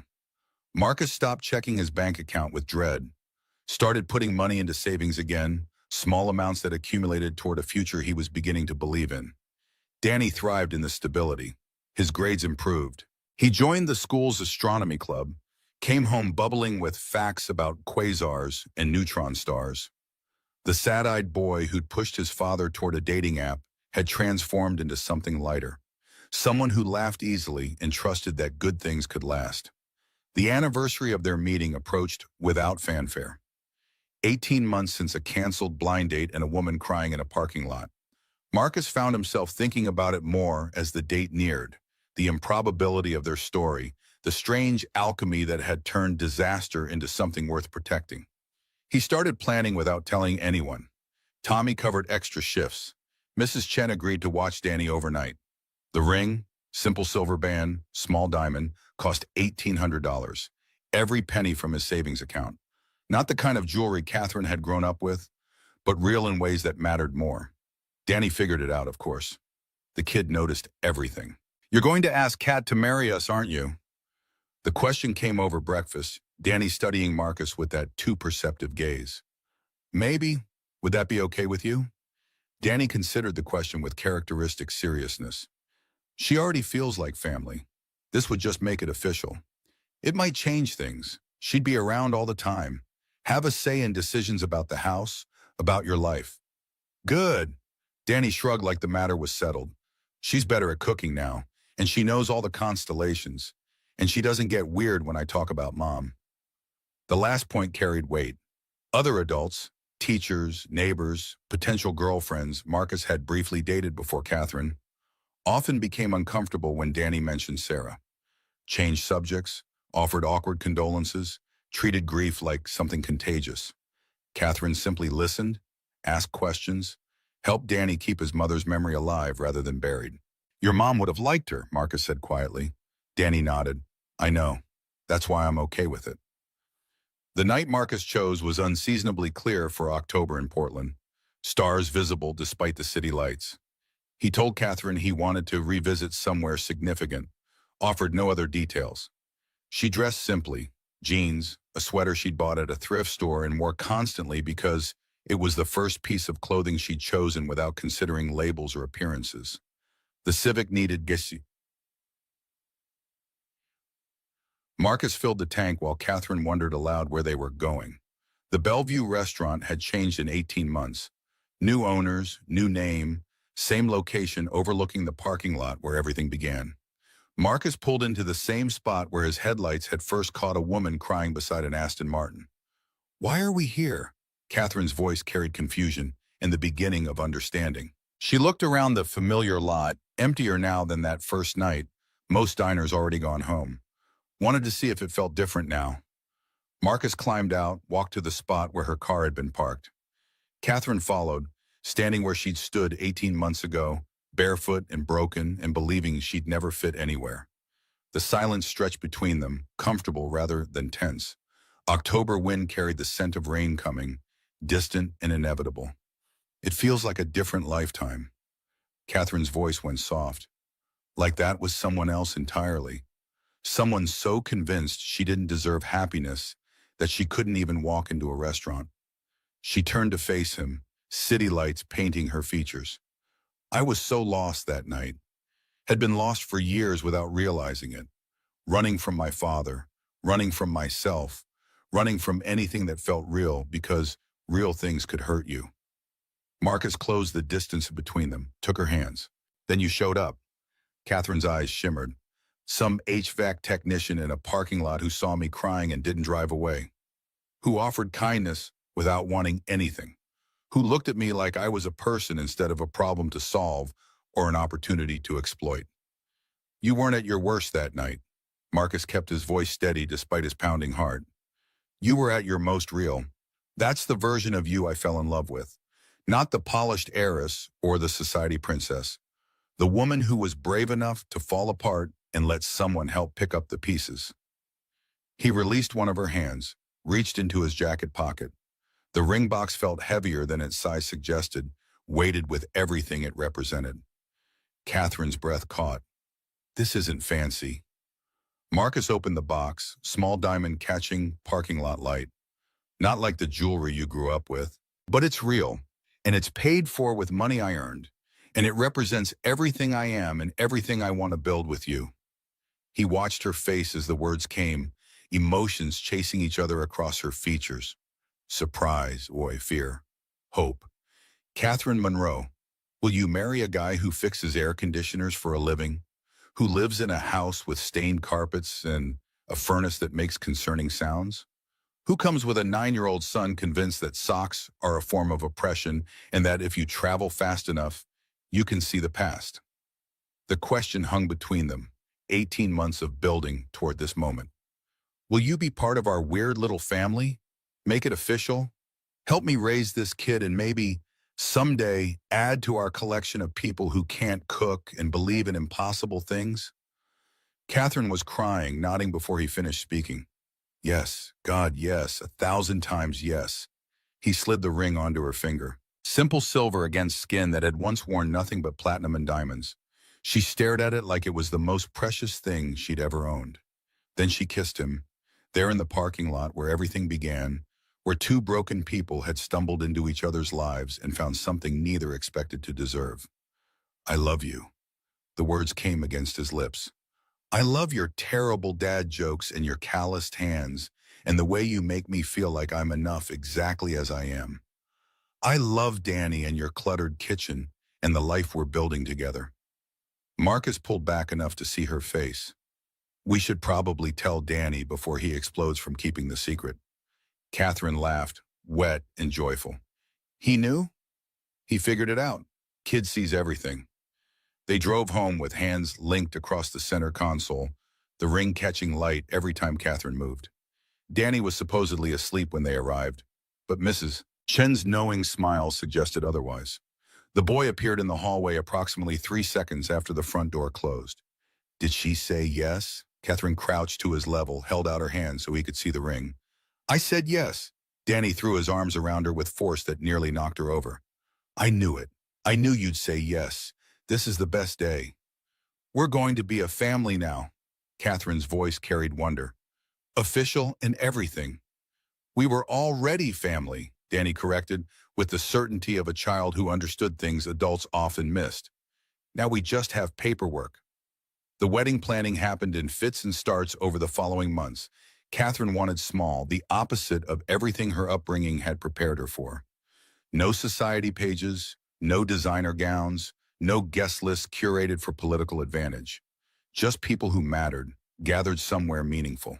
They settled on Washington Park's Rose Garden, the place where they'd walk during early dates while Danny ran ahead examining flowers. 40 guests, maybe 50. Friends and neighbors and colleagues who'd become something like family. The invitation list required careful navigation. Catherine's mother, Elaine Monroe, socialite and silent partner to her husband's cruelties, received a card that went unanswered. No other family remained on Catherine's side, a stark reminder of what wealth without love produced. Marcus's side offered more. Tommy Briggs as best man, despite his protests that he didn't own appropriate clothing. Mrs. Chen, who'd kept Danny alive in the early grief years and never asked for thanks. The Rodriguez family from down the street. Fellow HVAC technicians who'd worked alongside Marcus through the lean times. A grief support group leader Marcus had reconnected with after years of absence. Danny's role was never in question. Ring bearer, flower boy, best man, and officiant, if anyone would let him. He offered to fill all positions simultaneously. You can't marry yourself, Marcus pointed out. I could try, Danny countered. I'm very efficient. They hired a photographer willing to work within their budget. Catherine found a dress at a vintage shop. Tea-length lace, cream-colored, $400 instead of the $40,000 her mother would have expected. Marcus bought a suit rather than renting, something he could wear to other occasions, practical in ways that felt meaningful. The day arrived with Portland's typical October uncertainty, clouds threatening but holding, temperature cool enough for jackets without being cold. Catherine dressed at her apartment while Marcus and Danny prepared at the house, separated by tradition neither of them had grown up with but wanted to honor. Tommy arrived early, uncomfortable in borrowed clothes, carrying a flask he claimed was for emergencies. You nervous? Marcus considered the question while adjusting Danny's collar.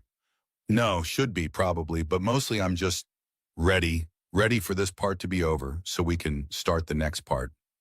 Tommy nodded like this made sense. Sarah would be proud of you. Moving on without forgetting. Not everyone manages that. The mention of Sarah brought the familiar ache, gentler now than it used to be. I think she'd like Kat. They're different, but something about the core, the way they both fight for what they believe in, even when it costs them. Danny looked up. Mom would definitely like Kat. She told me once that what matters is finding people who make you better. Kat makes both of us better. The ceremony site glowed with afternoon light filtered through clouds. Roses bloomed in October defiance, reds and yellows and oranges painting the garden. Chairs arranged in simple rows, no elaborate decorations beyond what nature provided. Guests gathered in clusters, the strange mix of two worlds learning to occupy the same space. Tommy looking uncomfortable next to Catherine's nonprofit colleagues. Mrs. Chen chatting with the Rodriguez grandparents. A few of Catherine's Bridge Academy families attending with their children. Evidence of the work that had given her purpose. Music started. Something classical Catherine had chosen, played through a Bluetooth speaker because a live quartet exceeded budget. Marcus took his position, Danny beside him clutching rings with the seriousness of nuclear launch codes. Then Catherine appeared at the end of the aisle, and everything else faded. She walked alone, no one to give her away because she wasn't property to transfer. The vintage dress caught light, lace, and history and beauty without pretension.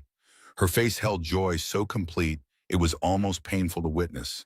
The expression of someone who'd expected to spend her life performing happiness and instead found the real thing. Marcus forgot the words he'd memorized, forgot the assembled guests, the camera recording everything, the elaborate plans they'd made. Only Catherine existed, walking toward him through a garden in October, choosing him when she could have had anyone. The officiant, a friend of Mrs. Chen's who'd been ordained online specifically for this occasion, kept the ceremony simple. Brief remarks about love and commitment, the choosing of each other through difficulty, the family they'd built from broken pieces. Then Danny stepped forward, unscripted. Can I say something? Catherine and Marcus exchanged glances. Danny hadn't mentioned wanting to speak. When Mom died, I was really scared that Dad would be sad forever, that we'd always feel like something was missing. Danny's voice carried clear across the garden, steady despite his age. Then Kat showed up, and at first I thought she was just someone new. But then I figured out she was the person Mom sent us. He looked at Catherine directly.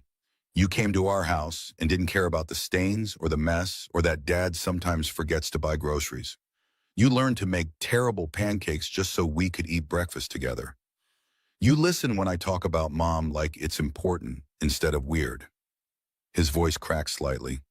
Today you're officially family, but you've been family since the first time you read me a space book with different voices and didn't act like I was crazy for believing in wormholes. He turned to include both of them. Mom said real love is being brave enough to keep choosing someone even when it's hard. You keep choosing each other. That's how I know it's real. Silence held for a moment, heavy with emotion. Catherine wiped her eyes. Marcus felt his own threatening. Thank you, Danny. The officiant recovered first. I don't think anyone could say it better. Vows came next. Simple promises, nothing elaborate. Marcus spoke first. I promise to love you when you burn dinner and when you forget that budget exists. When you cry about things that seem small and when you fight battles that seem too big. I promise to see the woman in the parking lot, the real one, brave enough to fall apart, whenever you start believing you have to perform perfection again. Catherine's voice shook but held. I promise to love you when the furnace breaks and the bank account's scary and the world doesn't make sense. When Danny asks questions neither of us can answer and when grief shows up uninvited. I promise to keep showing up every single day because showing up is everything and I finally understand that now. Rings exchanged. Catherine's simple band matching the engagement diamond. Marcus's plain gold. The officiant pronounced them married, and Marcus kissed his wife for the first time in that garden of roses while Danny cheered loud enough to startle birds. The reception that followed felt like a neighborhood party rather than a society event. Catering came from a local restaurant that owed Marcus for fixing their walk-in cooler. The cake was 3 tiers from a bakery that charged by the hour rather than the slice. Music played through speakers rigged up by Tommy, who turned out to have unexpected DJ opinions. Catherine danced with Danny first, his request honored without question. They swayed together to something slow, the 9-year-old's head against her shoulder, both of them grinning at Marcus across the dance floor. She's really my mom now, right? Danny asked loud enough for nearby guests to hear. Catherine's arms tightened around him. If you want me to be. I do. My first mom was the best, but I think hearts can have room for 2 if you stretch them enough. She kissed the top of his head, unable to speak. Later, after the cake and the toasts and Tommy's increasingly enthusiastic playlist choices, Catherine and Marcus found themselves alone at the garden's edge. The party continued behind them, laughter and music and the chaos of celebration, but for a moment they existed separately. Mrs. Reed, Marcus tested the name, has a ring to it. I'm keeping my work name at Bridge Academy. Kat Riley got hired there. Kat Reed would raise questions. She smiled. But yeah, Mrs. Reed, I never thought I'd have a name I actually wanted to keep. They stood watching their guests, their people, celebrating a union that shouldn't have worked but did anyway. What do you think happens next? Marcus considered the question. We go home. I carry you across a threshold like people do. We figure out sleeping arrangements, since my bed is too small for regular 2-person occupation.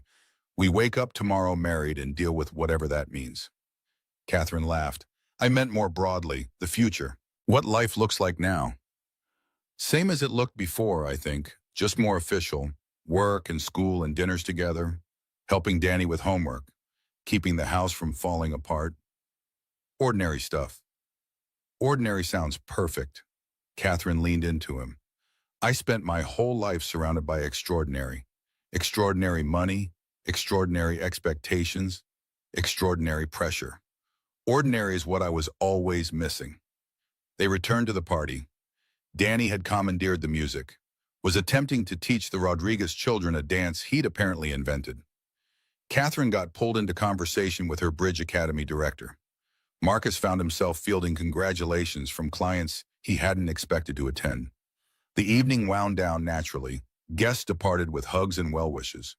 Tommy stayed to help clean up, surprisingly sentimental after several glasses of champagne. Mrs. Chen took Danny home, giving the newlyweds privacy for their first night. The house felt different with marriage in it. The same cluttered kitchen, the same saggy couch, the same photos of Sarah watching from the walls. But something had shifted, a new layer of meaning added to familiar spaces. They lay in bed afterward, the kind of exhausted that followed big events. Catherine's head rested on Marcus's chest, her ring catching moonlight through the window. I was so scared in that parking lot. Her voice came quiet. Not just of the date, of everything, of being seen, of wanting things I didn't deserve, of believing happiness might be possible if I was brave enough to reach for it. Marcus stroked her hair. What changed? You, Danny, the way you both looked at me like I was already enough. She shifted to see his face. My whole life, I was never enough, never smart enough, accomplished enough, profitable enough for my father, never social enough, polished enough, compliant enough for my mother. Then suddenly there's this guy in a parking lot who sees me crying and thinks I'm worth helping him anyway. Who doesn't want anything except to make sure I'm safe? I wanted plenty of things, Marcus admitted, just not the things you were used to people wanting. That was the difference, Catherine's fingers traced patterns on his chest. You wanted me, not my money or my connections or my family name, just the woman underneath all that. They slept eventually, tangled together in a bed that really was too small, uncomfortable in the best possible way. The year that followed proved ordinary as promised. Catherine's work at Bridge Academy expanded when grant funding allowed new programs. Marcus's business grew steadily, enough to justify that second truck he'd been considering. Danny discovered Robotics Club and added mechanical engineering to his list of future careers alongside astrophysicist. Challenges appeared without destroying anything. A plumbing emergency that flooded the basement. Danny's struggle with a bully at school, resolved through conversations rather than confrontation. Catherine's occasional grief over the family she'd lost, not mourning her father, but mourning the possibility of a father who'd been different. They learned each other's rhythms more deeply. Marcus discovered that Catherine needed alone time after difficult workdays, space to process without immediately discussing problems. Catherine learned that Marcus expressed love through action rather than words, that a fixed drawer or organized closet meant more than spoken affirmations. They fought sometimes, never about big things, usually about loading the dishwasher incorrectly or forgetting to mention schedule changes. The fights felt normal in a way that startled them both. Neither had experienced relationships where conflict didn't threaten annihilation. Richard Monroe remained absent. Whatever arrangement Catherine's confrontation had produced held firmly. No contact, no interference, no shadows from the world she'd left behind. Occasionally news reached them. Monroe Technologies acquiring a competitor, Richard appearing at some industry event, but it felt distant, irrelevant to their actual lives. A year after the wedding, Catherine started feeling strange. Fatigue she couldn't shake, nausea in the mornings, emotions swinging wildly between elation and tears. The pregnancy test confirmed what she'd begun to suspect. She showed Marcus that evening, unable to find words adequate to the news. He stared at the positive result, processing slowly. We're having a baby. We're having a baby. Catherine's voice shook. I know we didn't plan. The timing isn't. I'm still figuring out how to be a stepmother, and now. Marcus kissed her quiet. It's perfect. Unexpected. Terrifying, completely perfect. Danny will be thrilled. He's been asking about siblings since the wedding. Said his mom wanted more kids, but they ran out of time. Marcus's eyes glistened. This is something good. Something we made together. Catherine let herself believe it, let herself imagine a future beyond the one she'd expected. Not just wife and stepmother, but mother herself, creating life rather than inheriting it. Danny's reaction exceeded expectations. He asked approximately 40 questions about fetal development, announced that he would teach the baby everything about space, and immediately began redesigning his room to accommodate a future sibling. The baby can have the corner by the window, he explained. That's where starlight comes in best. Good for early astronomical education. The pregnancy progressed without complications. Catherine worked until her 8th month, finally taking leave when standing for hours became impossible. Marcus rearranged the second bedroom, once a cluttered office, into a nursery. Neighbors brought hand-me-down clothes and experienced advice. At night, Catherine sometimes caught Marcus watching her with an expression she didn't understand. Finally, she asked, "I keep thinking about Sarah." His voice came rough. How she wanted more children. How I'd imagined building a family with her. This was supposed to be our story. Catherine felt her heart crack. "Do you wish—" "No," he cut her off gently. "That's not what I mean. Grief is strange. It makes room for new happiness, but doesn't disappear. I'm thrilled about this baby, about our life, about everything we're building. And I still miss her. Both things are true." She took his hand, placed it on her rounded belly. "I think Sarah sent me to you. I know that sounds mystical or whatever, but Danny believes it, and sometimes I do too. Like she knew you needed someone and made sure you found her." Danny said that the night of the proposal. Marcus managed a watery smile. Kids either prophetic or reading way too much science fiction. "Maybe both." Catherine leaned into him. "Either way, I think she'd be happy. That you moved on. That Danny has someone else to love him. That this baby will have parents who know grief doesn't erase capacity for joy." The baby arrived in spring, a daughter with Catherine's eyes and Marcus's stubborn chin. They named her Rose, after the garden where they'd married, the flowers that bloomed in defiance of seasons. Danny declared himself chief sibling advisor immediately, taking responsibilities seriously. He monitored feeding schedules, tracked sleeping patterns, read astronomy books aloud because babies need early education. The house grew more chaotic. Sleep deprivation replaced ordinary tiredness. Catherine learned to breastfeed while reviewing grant proposals on her laptop. Marcus mastered diaper changes with the efficiency of someone who'd done it all before and remembered the tricks. Challenges multiplied with another person to care for. But so did moments of unexpected grace. Rose's first smile, Danny's pride when his sister gripped his finger, Catherine's wonder at creating life when she'd spent decades doubting her worth. 2 years after the wedding, they returned to the Bellevue parking lot one more time. The restaurant had new owners again, name changed, but the lot remained. Just Marcus, Catherine, and Danny this time. Rose stayed home with Mrs. Chen. "This is where you guys met?" Danny looked around skeptically. "Doesn't look very romantic." Marcus laughed. "It wasn't. Your stepmom was crying her eyes out. I was sad about getting canceled on. Everything was a mess. But you fixed it," Danny said with characteristic certainty. Catherine crouched to his level. "We fixed it together. That's the thing about broken things. Sometimes they're more beautiful after they heal because you can see where they were put back together." She pulled both of them into a hug, the three of them standing in the lot where everything changed. "Sometimes the person you're meant to find shows up exactly when you've stopped looking for them." Catherine's voice carried across the empty asphalt. "And sometimes," Marcus added, "they're crying next to an expensive car, hiding from their own life." Danny considered this with the seriousness of a child who'd lived through loss and emerged wiser than his years should allow. "And sometimes your dead mom sends you a new one because she knows you need someone to make you laugh again." The truth hung in the air between them, beautiful and painful and entirely real. Sarah had loved them enough to want Marcus happy after she was gone. Somehow, impossibly, he'd found that happiness with a woman who'd been running from everything he'd been running toward. "Your mom would have liked Kat."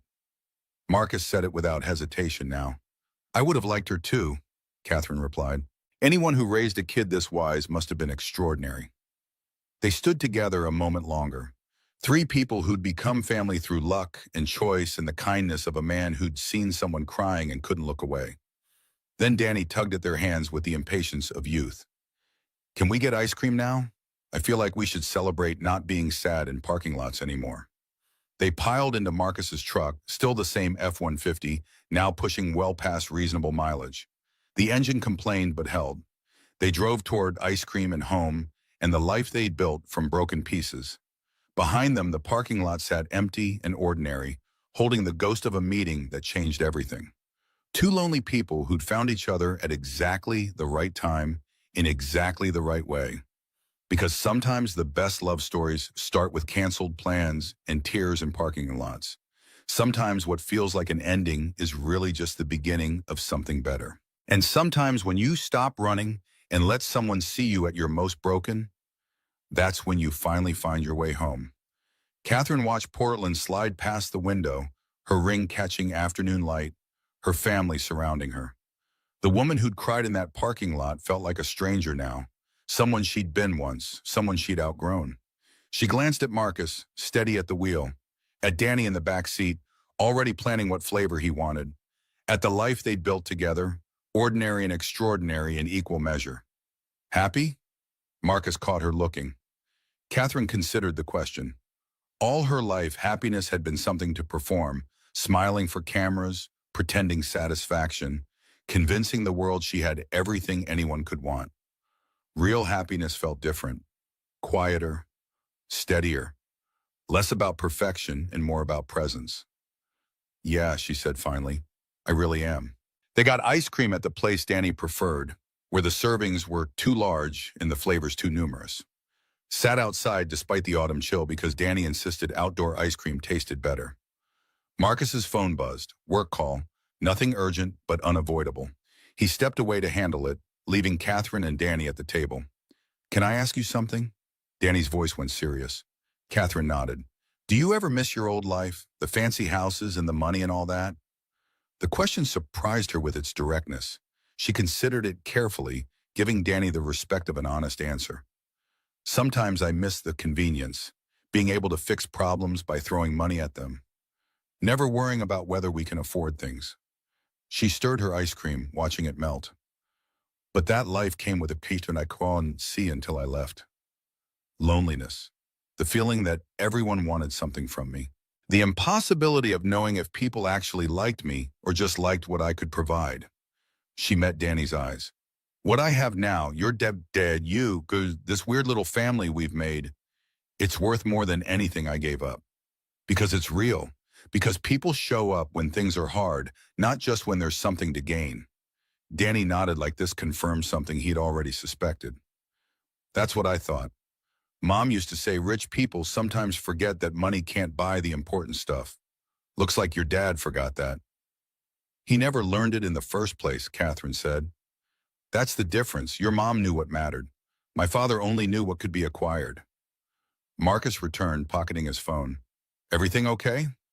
Everything's perfect. Catherine reached for his hand, just talking about what matters.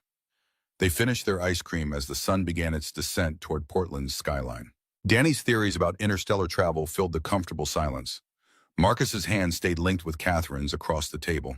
Ordinary moments, ordinary life. The kind of thing Catherine had spent 32 years pretending she didn't want because wanting it seemed like weakness. Now it felt like the only thing worth having. They drove home as darkness settled, city lights flickering to life. The house waited for them, small and cluttered and imperfect, filled with everything that mattered. Mrs. Chen met them at the door, Rose sleeping against her shoulder. The baby stirred at familiar voices, settled again when Catherine took her. Good day, Mrs. Chen asked. Catherine looked around at her family, Marcus already heading to check the furnace that had been making sounds again, Danny running to his room to finish a robotics project, Rose warm and solid in her arms. The best kind, she said, the ordinary kind. Chen smiled like she understood everything those words contained. She gathered her things and left with promises to return for babysitting whenever needed. Evening settled into routine. Dinner from leftovers because no one felt like cooking. Homework battles with Danny over math problems he could solve but didn't want to show work for. Rose's feeding and changing and the particular exhaustion of caring for new life. Later, with both children asleep, Catherine and Marcus sat on the porch despite the cold. Stars visible between clouds, the neighborhood quiet. I was thinking about the first night, Marcus said, when I almost drove away. Catherine leaned against him. What stopped you? Honestly, I don't know. Some combination of guilt and curiosity and Sarah's voice in my head telling me to be kind even when it was easier not to be. He paused. I almost talked myself out of it. Almost decided you were someone else's problem. Would have been simpler. Simpler, Catherine agreed. And worse, for both of us. I think about it sometimes. The version of my life where I drove away. Where you went back to your penthouse and I went home to frozen pizza and we never saw each other again. He shook his head. That version of me would still be surviving, not living. That version of me would have gone back to my father eventually. Catherine's voice went quiet. I was running out of strength to resist. You gave me something to fight for. They sat in silence, letting the weight of alternate histories fade. Do you believe in fate? Catherine asked eventually. Marcus considered the question. I believe in choices. I chose to get out of my truck. You chose to stay instead of running. We keep choosing each other every day. Maybe fate puts people in the same parking lot, but we're the ones who decide what happens next. Philosophy from the HVAC guy. I contain multitudes. He kissed her temple. Come on. It's cold and we both have early mornings. They went inside, locked up, checked on both sleeping children. The house settled around them, full of life and love and the accumulated weight of a family built from unlikely pieces. In bed, Catherine watched moonlight trace patterns on the ceiling. Marcus? Thank you for not driving away. He pulled her closer, his answer a promise spoken against her hair. Thank you for letting me stay. And in the darkness of a house in southeast Portland, in a life neither of them had expected to build, two people who'd found each other in a parking lot let ordinary happiness carry them into sleep. Because sometimes broken things heal stronger. Sometimes the hard thing and the right thing are the same. And sometimes the people who seem most lost are just waiting for someone brave enough to offer them a hand.